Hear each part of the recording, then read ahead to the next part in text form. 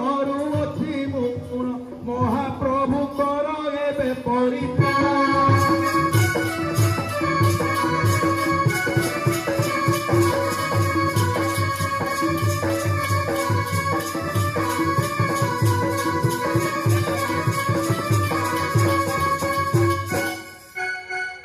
ଆଚ୍ଛା गोटे कथा लक्ष्य कर जितेबले लंकाधिपति रावण समग्र विश्व को दिग्विजय कला दिनकर घटना तार मन संसार संसार को जीतवा जहा जन को जीतवा निश्चित 14 भुवन को जीतवा जहा जन को जीतवा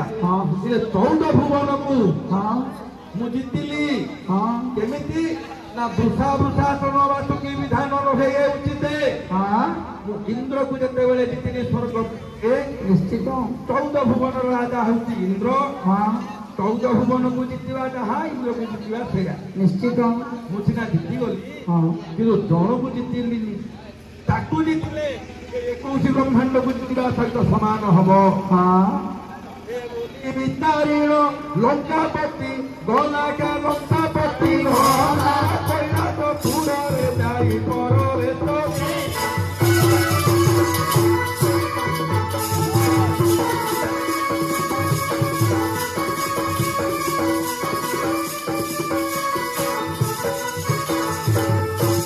शिलापति अछंती देव पंचा नन केव पंचा नन वितारीण पद जुगे जो करिला प्रणाम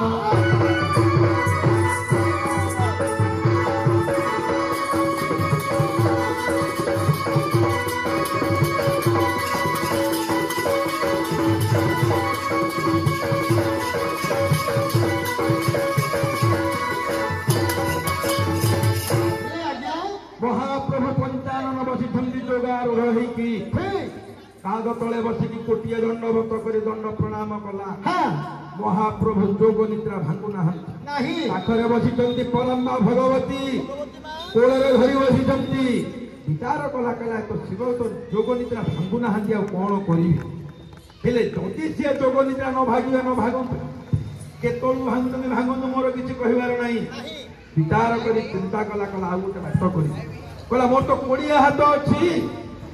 भय कहीं शिवंकर 5 मुंड 15 हाथ 15 आखि 10 हाथ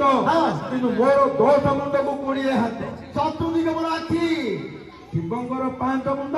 10 हाथ 15 आखि मोर 20 आखि मोर 10 मुंड 20 हाथ विचार करी चिंता कला कला देखी कौन करी 20 हाथ रे पुणी कैलाश पुनेबी लंकापुर रे नेगिण निजे मु रखिबी देखबे पर्वत तू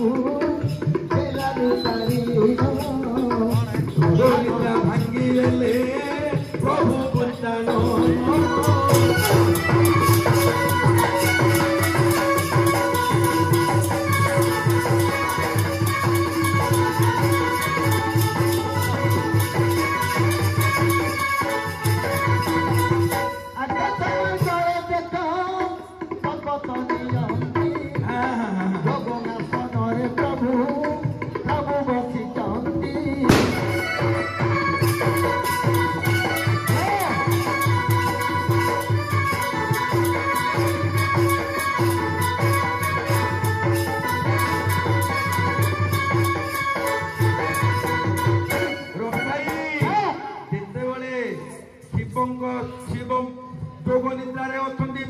भगवती पाखरे बसी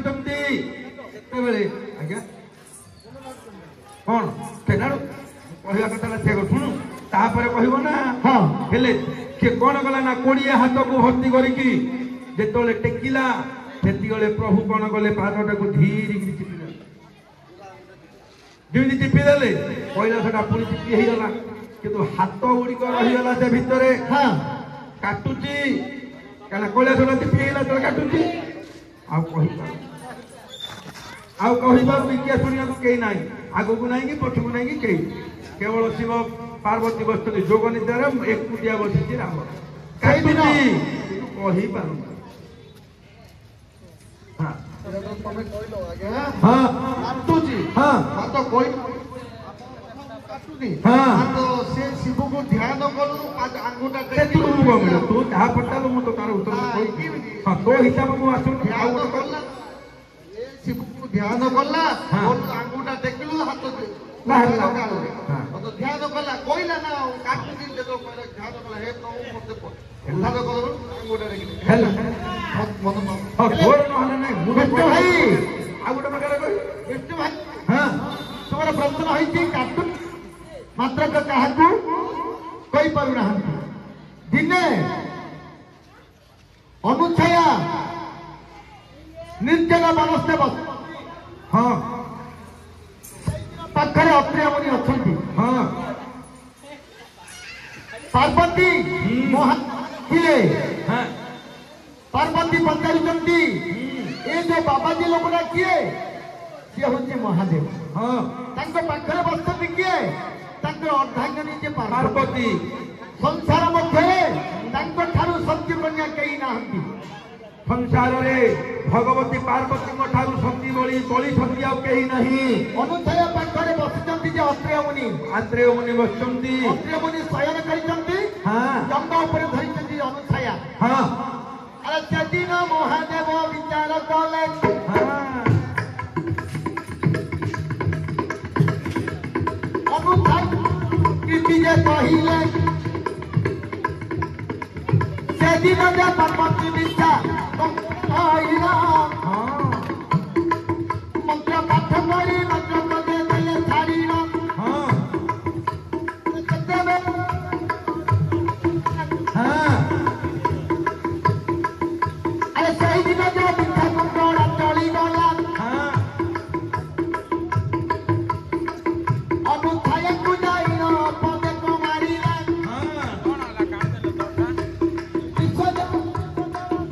धारी है उती हाँ अत्रिय मुनि करनी तन भातुची हाँ यार काटुची मंत्र अनुच्छय शरीर कहि न पारु दिव्य मुक्त बाखर हाँ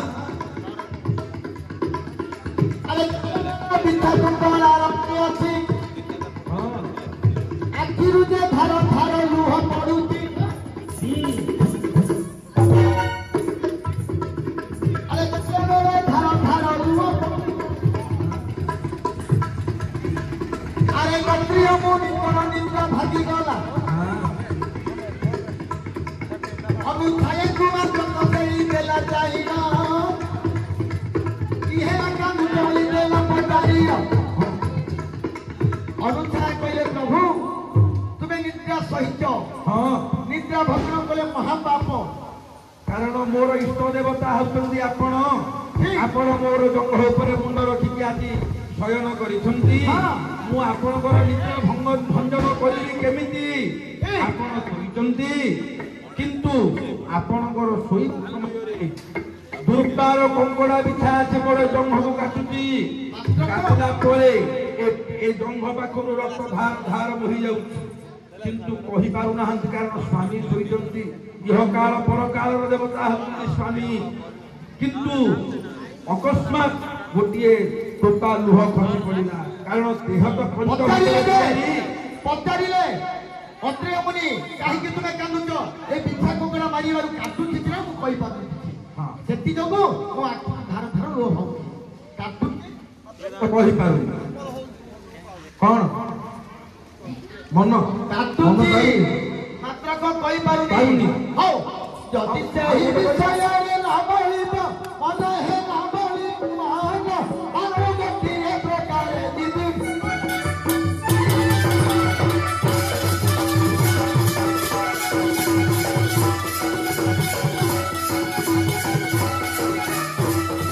भजने बसी चंदी समुद्र में प्यारा है समुद्र में प्यारा है समुद्र में प्यारा सब गुण खिले मत लागू अति डर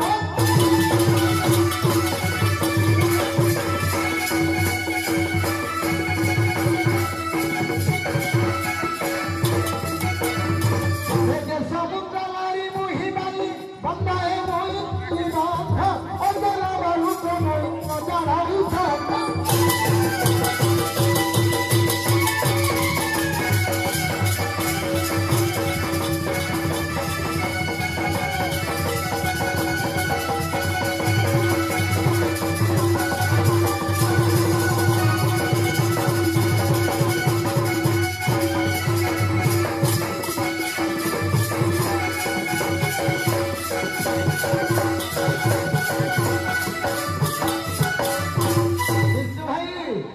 ତୁମେ କୋକାତରେ ପଶି ନଟପଟ ହଉଛ ହଉ ହଉ ହଉ ରାମାୟଣର ପଦ କହିବା ଦେଖିବା ହଁ କଣ କାହାକୁ କେମିତି କାଟୁଛି ମତେ କିଛି କହିପାରୁନି ନାଇଁ ଯଦିନ ବିଶ୍ୱପୁତ୍ର ଯେ ରାବଣ ସ୍ୱର୍ଣ୍ଣମୟ ଲଙ୍କା ମଧ୍ୟରେ ଶ୍ରୀରାମଙ୍କର ଅର୍ଦ୍ଧାଙ୍ଗିନୀ ମା ଜାନକୀଙ୍କୁ ନେଇ ହଁ ଅଶୋକବନ ରଖିଛନ୍ତି ହଁ ସପ୍ତ ସାଗର ମଧ୍ୟରେ ସେତୁ ମଧ୍ୟବର୍ତ୍ତୀ ଶ୍ରୀରାମଚନ୍ଦ୍ର ହଁ ପ୍ରଥମେ ଯାଇ ହଁ ବୀର ହନୁମନ୍ତ ଲଙ୍କା ଦହନ କରିଛନ୍ତି ଲଙ୍କା ଦହନ କରିଛନ୍ତି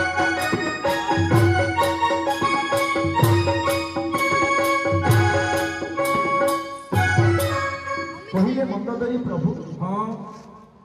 ରାମଚନ୍ଦ୍ର ନୁହନ୍ତି ଆଙ୍କେ ଇଏ ସାମାନ୍ୟ ବୀର ନୁହନ୍ତି ଏ ହେଉଛନ୍ତି ବୈକୁଣ୍ଠ ବିହାରୀ ମହାପ୍ରଭୁ ନାରାୟଣ ଇଏ ହଉଛନ୍ତି ଆଦିଶକ୍ତି ମା ଜାନକୀ ହଁ ତୁମେ ଯୋଉ ଆଣିଛ ଅଶୋକ ମାନେ ରଖିଛ ସେ ସାମାନ୍ୟ ଲୋକ ନାହିଁ ଇଏ ଅଗ୍ନି ସମ୍ଭବା ତାଙ୍କର କ୍ରୋଧ ଆଜି ଯେମିତି ଲଙ୍କା ଜଳିଗଲା ସେମିତି ଆଉ ଦିନେ ସମସ୍ତେ ଜଳିଯିବା ହୃଦୟରେ ଭୟ ଅଛି ରାବଣର ହଁ ମାତ୍ରକ ମୁଖରେ ବୀରପଣ ଅଛି ଭୟ ଅଛି ହୃଦୟରେ ଭୟ ଅଛି ହୃଦୟରେ ମୁହଁରେ ବୀରପଣ ଅଛି ସେଇଦିନ ଯାଇ ହଁ ଅନ୍ନଦ ହଁ ସଭା ମଧ୍ୟରେ ପହଞ୍ଚି ହଁ ରାବଣଙ୍କର ମୁକୁଟ ଧରି ଯାଇଛି ହଁ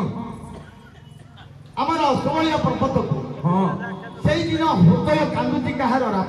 ରାବଣର ମୁଖରେ ଭାରି ଅଗ୍ନି ପଡ଼ି ବୀରପଣର ଆରେ ଭିତରେ ମାତ୍ର ତାହାର କାଟୁଛି ଦେଖ ରାବଣ ଯେ କିଛି କହି ଯେ ପାରୁନାହାନ୍ତି ପାଇବ କି କୁମ୍ଭମନ୍ତ୍ରୀ କାଳି ନାହାନ୍ତି ଆଜି ପାଇବ କି କୁମ୍ଭର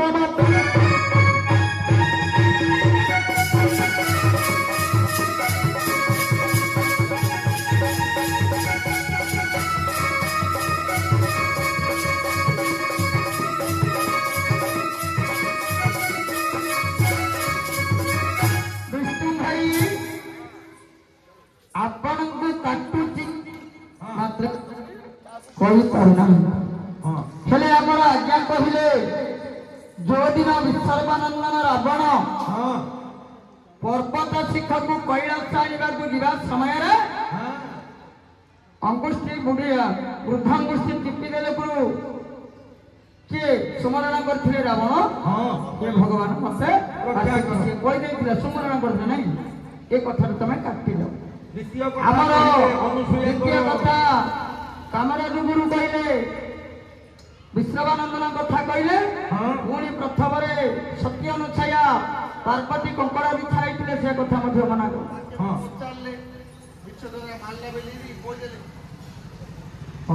ଭାଇ ଆଉ ଗୋଟେ କଥା କହୁଛି ଶୁଣ ଦିନକର ଘଟଣା ନାଇଁ ମହାଭାରତ କାହିଁକି ଆଉ ଗୋଟେ ସେ ମହାଭାରତ ଆଉ ଗୋଟେ କଥା କହୁଛି ଶୁଣନ୍ତୁ ମହାଭାରତରୁ ମୁଁ ଆଉ ଗୋଟିଏ କଥା କହୁଛି ବନପର୍ବ ଭିତରେ ଦିନକର ଘଟଣା ଅଗ୍ନିକା ଋଷି ଯେତେବେଳେ ତପସ୍ୟା ଭଞ୍ଜନ କରିଛନ୍ତି 12 ଲକ୍ଷ ବର୍ଷ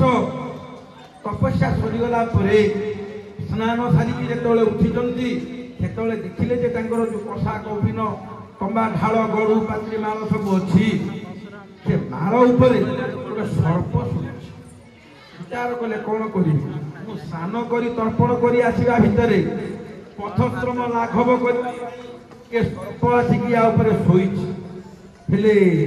ମତେ ତ ପୁଣି ଆଶ୍ରମକୁ ଯିବାକୁ ପଡିବ ଆଉ ତ ରହିବା ପାଇଁ ଉପାୟ କିଛି ନାହିଁ ବିଚାର କରି ସେ କଣ କଲେ ସେ ଯୋଉ ଆଠାବାଡ଼ି ଥିଲା ଆଠାବାଡ଼ି ଉପର ଟେକିକି ସେ ଫୋପାଡ଼ି ଓହୋ ଯେତେବେଳେ ଫୋପାଡ଼ି ଦେଇଛନ୍ତି ସେ ପାଖରେ ଗୋଟେ ତୋତରୀ ଗଛ ଶବ୍ଦ ଫେରିଆ ଗଛ ଅଛି ସେ ସର୍ପଟି ଯାଇକି ତାର ଉପରେ ପଡ଼ିଗଲା କିନ୍ତୁ ଆସକ୍ତ ଥିବା ସର୍ପ ଯେତେବେଳେ ପଡ଼ିଗଲା ସେ ସର୍ପ ହେଇଗଲା ସପ୍ତ ଫେଣି କଣ୍ଟା ଗୁଡ଼ିକ ଠିକ କାଳକ୍ରମେ ସର୍ପଟି ଦୀର୍ଘ ତା ଦେହରେ 20 ଗୋଟି କଣ୍ଟା ବିଦ୍ଧ ହେଲା ଯେତେବେଳେ 20 ଗୋଟି କଣ୍ଟା ବିଦ୍ଧ ହେଲା ସେ ସର୍ପଟି ଦେହ ଛାଡ଼ିଲା ପରେ ଯେତେବେଳେ କିନ୍ତୁ କାର୍ତ୍ତିକ ମାସ ଶୁକ୍ଳପକ୍ଷ ଏକାଦଶୀ ବୈକୁଣ୍ଠପୁରରେ ପହଞ୍ଚିଲା ଚିତ୍ରଉତ୍ସ ବିଚାର କଲେ ୟାର ପୁଣ୍ୟ ନା ୟାର ପୁଣ୍ୟ ଆଜ୍ଞା ଯିଏ ଦୋଷ କରିଛି ତାକୁ ଦଣ୍ଡ ବିଧାନ କରାଯାଉ। ଚିତ୍ରଗୁପ୍ତ ଲେଖିଦେଲେ ପାଞ୍ଜିକା ନିକାକୁ ସେହି ଦଣ୍ଡ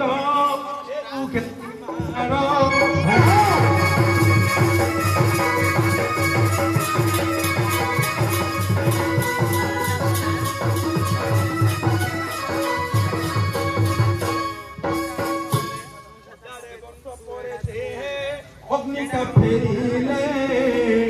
ଦାରଣା ପୁଣି ତେଣ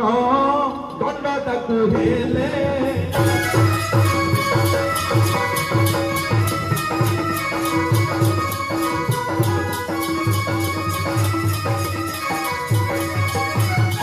କଣ୍ଟକ ଶୁଣିରେ ତାକୁ ବସାଇଲେ ନେଇ କାଟୁଛି କିନ୍ତୁ ସେ ବୁଝୁଛି କହି ନ ପାରଇ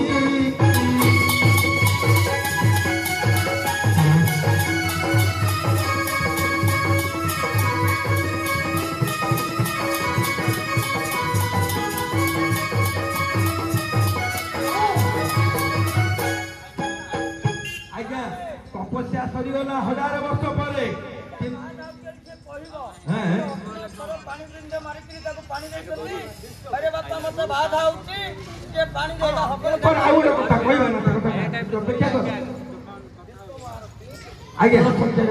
ଯେତେବେଳେ 1000 ବର୍ଷ ପରେ ଅଗ୍ନିକା ଋଷିଙ୍କର ତପସ୍ୟା ଭଞ୍ଜନ ହେଲା ତାକୁ କଣ ଦଣ୍ଡ ବିଧାନ ନା କଣ୍ଟକ ଶୁଳିରେ ବସେଇ ଦିଅନ୍ତୁ। ଗୋଟେ ଗୋଟେ କଣ୍ଟକ ଶୁଳି ପରେ 1000 ବର୍ଷ ପର୍ଯ୍ୟନ୍ତ ବସିଲେ ଅଗ୍ନିକା ଋଷି। ହଁ ହେଲାନି ତାକୁ କଣ କାଟୁଛି କିନ୍ତୁ ଦିନେ ଯେ କର୍ଣ୍ଣ ବିଚାର କଲା ଦ୍ରୋଣାଚାର୍ଯ୍ୟ ପୂଜେ ପାଖରେ ବସାଇଲା ତାକୁ ଗତିକ କର୍ଣ୍ଣ ପାରିଛନ୍ତି।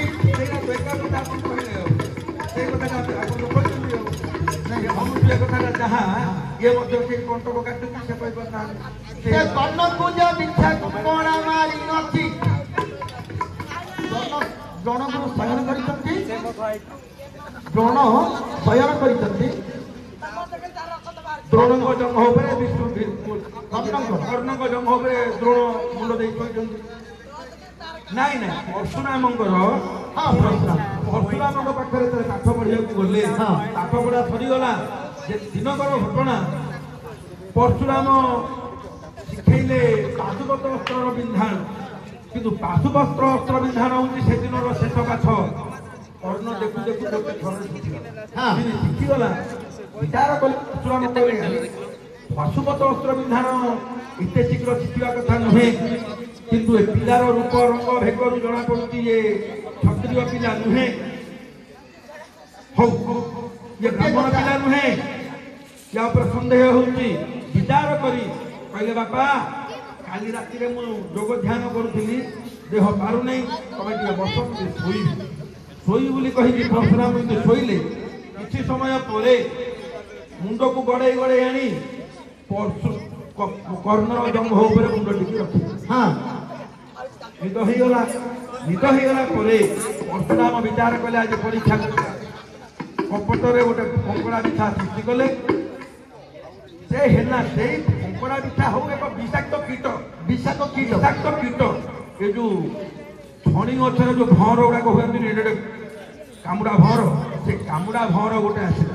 ଆସିକି କର୍ଣ୍ଣଙ୍କର ଏଇ ଜଙ୍ଘଟାକୁ ଏଇ ସୀମ ସ୍ଥାନଟାକୁ ସେ ଆସ୍ତେ ଆସ୍ତେ କାଟିବା ପରେ ଧାର ରକ୍ତ ବୋହିଗଲା। ସେ ରକ୍ତ ବୋହି ହେଲେ ବ୍ରାହ୍ମଣ ରକ୍ତ ଥଣ୍ଡା